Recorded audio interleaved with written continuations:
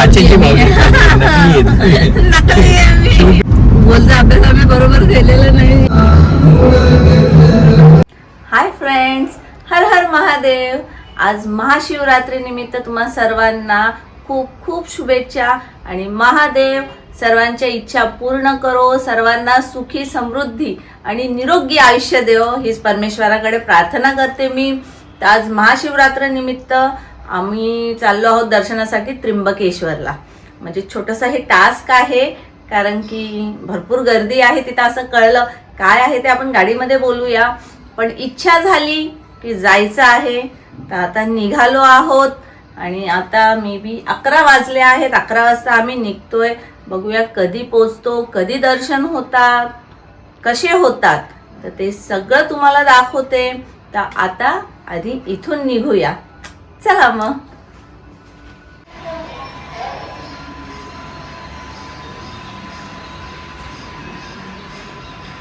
आमच्या इथे जवळच एक महादेवाचं मंदिर आहे. तर आधी आम्ही तिथे जातो, देवाचे दर्शन करतो आणि त्याच्यानंतर मग निघतो.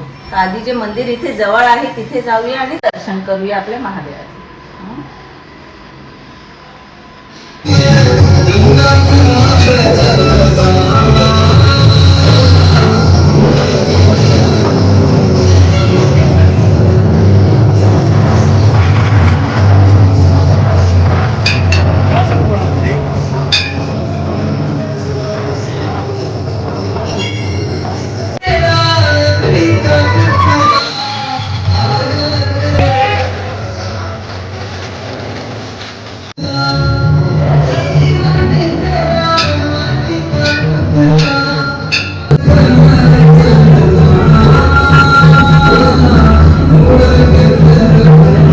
मंदिर खूप छान आहे छोटंसं आणि त्यांनी ना आतमध्ये अशा बर्फाच्या लाद्या ठेवलेल्या आहेत. असं अगदी थंड वाटतंय. महाशिवरात्रीला शंकराच्या मंदिरात बर्फाचा डोंगर बनवला जातो प्रत्येक मंदिरात, कारण शिवजी हे कैलास पर्वतावर राहत होते. ती फील देण्यासाठी हे खरोखर छान वाटतं. हर हर महादेव. तर आता त्र्यंबकेश्वरला निघालो आहोत आम्ही आणि त्र्यंबकेश्वरला जाण्याची इच्छा कशी झाली ते सांगते. तर 2 दिवसापूर्वी ना न्यूज बघितली मी की त्र्यंबकेश्वरला गर्दी भरपूर आहे आणि अचानक मनात इच्छा झाली की मला जायचंय तिथं. आणि न्यूज पण काय तर VIP दर्शन बंद आहे, खूप गर्दी आहे, तरी सुद्धा जायचंय. तर धनींना म्हटलं की आपण जाऊया. तर धनींनी ऍक्च्युली 1-2 त्यांचे फ्रेंड्स आहेत तिथे, त्यांना कॉल केला आणि काय बोलले ते त्यांनी सांगितलं तुम्ही आज येऊ नका, महाशिवरात्रीच्या दिवशीच्या ऐवजी तुम्ही कधी तुमचे दर्शन आम्ही चांगले करून घेऊ. हो, पण मला महाशिवरात्रीच्या दिवशीच जायचं होतं. माझी काही इच्छा कधीही जाण्याची होते. धनींना म्हटलं प्रयत्न करूया, दर्शन आपण लाईनीमध्ये जाऊया, हरकत नाही. वेळ लागला तरी हरकत नाही, नाही तर ऍटलिस्ट तिथे जाऊन तरी येऊया. का माहिती का, पण माझी खूप इच्छा झाली की मला जायचंय. मी ठरवलं चला इच्छा आहे याची, जाऊन येऊया आणि महाशिवरात्री आहे म्हणून आपण जाऊन येऊया, देवाचे दर्शन घेऊया. तुम्हाला मी ना माझी एक स्टोरी सांगू का, म्हणजे मी महादेवची एवढी भक्त कशी झाली ते मी सांगते तुम्हाला. ऍक्च्युली आधी म्हणजे मी म्हणेन 2-3 वर्ष अगोदर तर मी काही जास्त एवढं मंदिरात वगैरे जातही नव्हती. पण आम्ही 2022ला उज्जैनला गेलो होतो. असं धनी आधी गेलेले होते. धनी बोलतात चला खूप छान मंदिर आहे. म्हटलं चला हरकत नाही. विनोदची फॅमिली, पिंकाची फॅमिली, आम्ही असं सगळे मिळून उज्जैनला गेलेलो. त्यावेळेस मी काही ब्लॉगिंग वगैरे करत नव्हती, त्यामुळे काही शूट वगैरे नाही केलेलं. त्याचं एक जनरली आपले क्लिप्स वगैरे असतील ते व्हिडिओज. तिथे लाईनीमध्ये उभं राहिलो, गेलो आणि म्हणजे झालं लवकर. दर्शनाला काही वेळ लागला नाही. आत गेलो आणि तिथे कसं आहे माहितीये, मंदिरामध्ये तुम्ही जाल ना तर थोडंसं असं स्लोप आहे. ऑब्व्हियसली टर्न्स आहेत आतमध्ये जाण्यासाठी आणि नंतर एक स्लोप येतो आणि मग ते हलकासा टर्न घेऊन तुम्हाला महादेवाची पिंडी वगैरे दिसते ती. तर जसं ते टर्न मी घेतलं ना, मी खरोखर सांगते तुम्हाला, मी इतकी रडली असेल ना. म्हणजे मला माहित नाही काय झालं होतं त्यावेळेस, की मला फक्त तिथून हे ऐकायला येतं की मी आहे, तू ये. मी आहे, तू ये, फक्त हेच माझ्या कानामध्ये. आणि माझ्या डोळ्यातून अश्रू हे गळतात. कंटिन्युअसली मी कसलाही विचार करत असं जसं मला कोणी भेटलंय की ज्याच्याजवळ मी सगळ्या गोष्टी माझ्या व्यक्त करू शकते, जो माझ्या पाठीशी आहे, माझा महादेव आहे. खरोखर सांगते, हा एक्सपिरियन्स ना, मी बोलते ना तरी माझ्या अंगाला असे काटे मारतात की हा अद्भुत एक्सपिरियन्स होता. मग त्या दिवसापासून ना मी अगदी मनापासून महादेवाची भक्ती करते, पूजा करते आणि देवाच्या कृपेने, त्यांच्या कृपेने, महादेवाच्या कृपेने जिथेही जावं ना खूप खूप छान एक्सपिरियन्स आहे. इवन आमचं हे जे महाकुंभला सुद्धा आम्ही गेलो, तिथे काशी विश्वनाथला सुद्धा आम्हाला एक चमत्कारिक दर्शन झालेलं आहे. हे मी माझ्या ब्लॉग मध्ये सांगितलेलं आहे तुम्हाला, काशी विश्वनाथच्या की कसं ज्यांनी नसेल बघितलं त्यांनी एकदा बघा. खूप छान ब्लॉग आहे, खूप छान दर्शन झाले आमचे. आणि जी रियालिटी आम्ही ती दाखवली, इवन टाइम टू टाइम, की कसं एक आम्हाला विश्वास बसला नव्हता हे असं कसं घडलेलं आहे म्हणून. पण खूप छान. आणि मग अशा पद्धतीने मी महादेवाची भक्ती करायला लागली आहे, त्यांच्यामध्ये विश्वास माझा भरपूर वाढलेला आहे. आणि बोलतात ना, महादेव हा भोळा आहे, तो सगळ्यांच्या प्रार्थना स्वीकारतो, तसंच आहे. तर मनापासून त्यांची भक्ती करते मी. तर आता तेच इच्छा झाली आज महाशिवरात्री, आणि अचानक, म्हणजे असं काही प्लॅनिंग नाहीये, खरोखर सांगते, काही मनात नव्हतं, डोक्यात नव्हतं. न्यूज बघितली, त्र्यंबकेश्वर दिसलं आणि मग जायचं आहे तिथे. बाकी पुढे जे होईल ते जाईल. इवन धनींनी फोनही केलं पण ते नाही पॉसिबल होते बोलतात ते. तर बघूया आपण कसं काय आहे तिथे. तिथे गेल्यावरच कळेल आपल्याला. हे बघा, आम्ही आलो आहोत आता शहापूर मध्ये. कशासाठी? तर वडापाव घेण्यासाठी. आता 12:30 वाजले आहेत, ऍक्च्युली 12:40 झाले आहेत आणि आता थोडीशी भूक लागली. तर मग रस्त्यामध्ये जाता जाता चला एक वडापाव खाऊया. तर मग शहापूरमध्ये थोडंसं आत आलोय. आता धनी गेले आहेत वडापाव आणायला. थोडंसं खाऊन घेऊया. दाखवा शहापूरचा वडापाव कसा आहे तो. ऑब्विसली वडापाव सारखाच असणार आहे. हा, असा सुगंध येतोय, सुगंध छानपैकी. मधून 2 वडेपाव आणले धनींनी. भजी पण आणले ना, बटाटा भजी. अच्छा, भजी पण आणली आहे का? कसा आहे वडापाव? चांगला आहे. पण माझा असा ना, वडा छोटा आणि पाव मोठा आहे. शहापूरवाले जरा वडा मोठा करा, पाव मोठा आहे. तसंच करतात ना, वडे छोटेच बनवतात, पाव एवढे मोठे.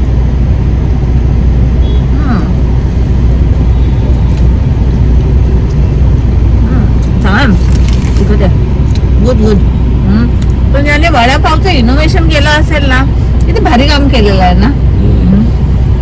वडापावला मराठी माणसाने बनवले.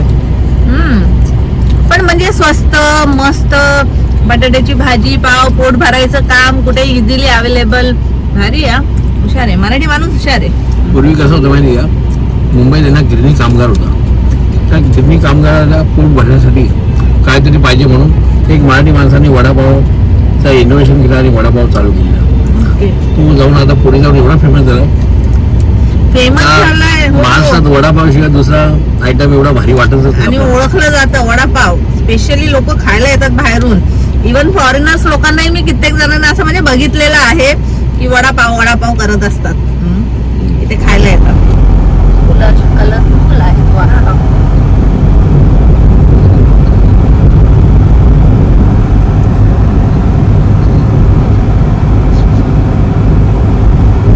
बाहेरून इतकं लखलखीत पडलंय, बाप रे, की मला इथे गाडीमध्ये चक्कर येते लिटरली.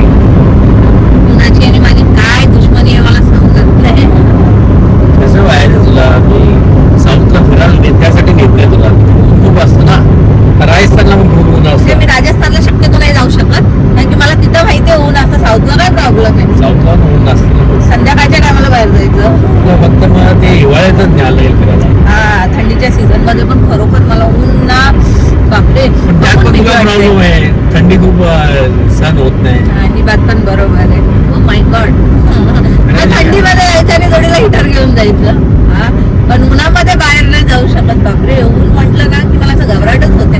हे बघ कसं ऊन दिसतंय, असं लखलखीत अगदी. बाहेर अशा उन्हामध्ये काम करतात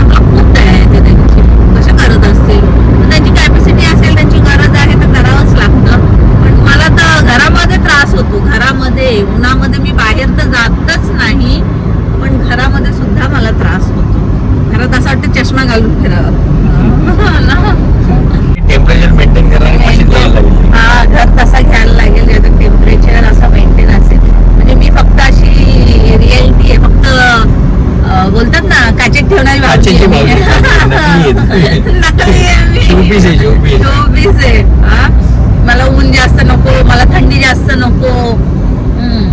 असं आहे मला. असं क्लायमेट मॉल मधला क्लायमेट ना एकदम परफेक्ट असतो माझ्यासाठी. गाईज माहितीये तुम्ही का? विश्वास करणार नाही, बाहेर ऊन असलं तर तिला घरात त्रास होतो. घरात काय त्रास होतो मला काही समजत नाही. घरी बाहेरचं आजवण नाही. आम्ही बायका अशा बसलेल्या असतो ना, तर ऑब्विसली बायकांचं बाबा लसूण एवढा किलो आहे, कोथिंबीर महाग झाली किंवा पालक स्वस्त झाली. मी असं बोलत असते यार मला तर काय माहितच नाही, कारण की मी कधी जातच नाही मार्केट घ्यायला. म्हणजे मी अशी बाई आहे जिला कशातच भाव माहिती नसतो. एक तर धनी आणतील, धनी नाही तर यश आणेल. म्हणजे मी बाहेर जातच नाही शॉपिंग करायला. या फक्त मॉल मध्ये जाते बस, दुसरीकडे कुठंच जात नाही. इथे पण टेम्परेचर मेंटेन असतं म्हणून जाते ती. बरोबर. मला कांदा लसूण फिश कशाचाच भाव माहिती नाही. फक्त खायचं माहिती. ए बनवून खायचं माहितीये का? फक्त खायचं नाही, बनवायचं माहिती आणि खायचं माहिती. एवढी बिर्याणी वाव वाव करत खातात ते मीच बनवते.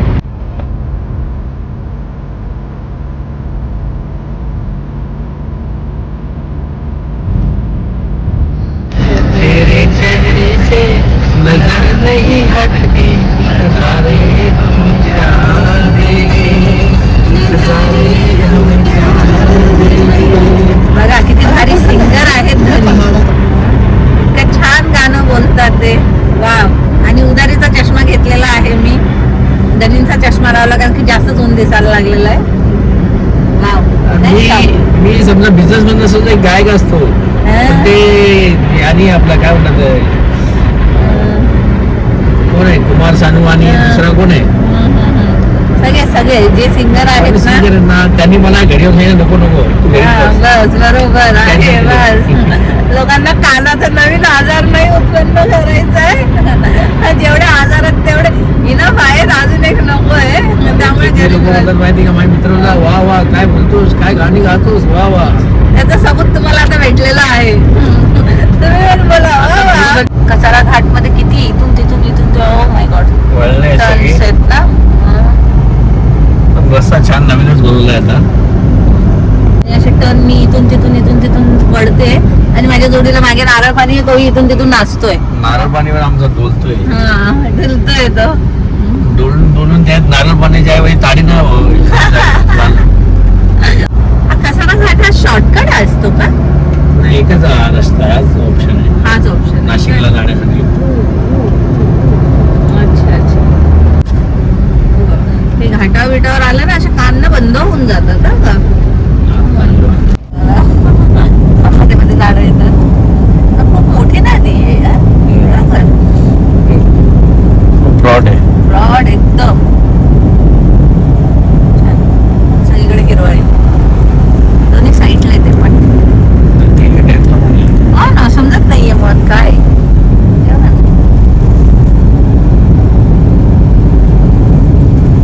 अशिक्षित लोक आहेत आम्ही, आम्हाला बोलता अभ्यास आम्ही बरोबर केलेला नाहीये, त्याच्यामुळे आम्हाला समजत नाहीये काय. तुम्ही इतिहासात हुशार होते ना. डोंगर बघा ना कसा आहे, जसं किल्ला आहे तो छान आहे ना, शेप नॅचरल. किल्ला नाहीये ना, डोंगरच आहे ना धनी. छान दिसतो. वाव.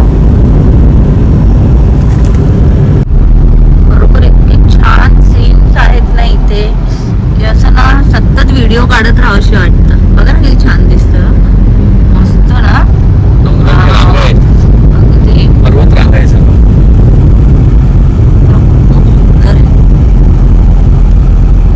मध्येच हिरवळ येते, मध्येच एकदम ओस सुख जंगल येतं.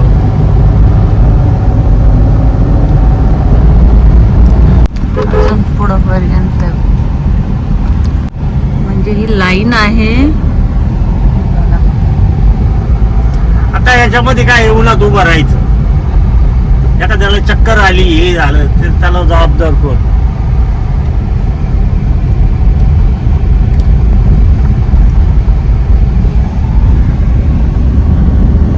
बापरे बरीच मोठी लाईन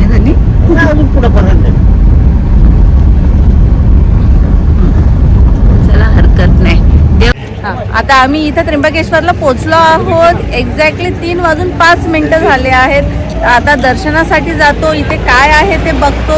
कसे दर्शन होतात तेही तुम्हाला सांगते.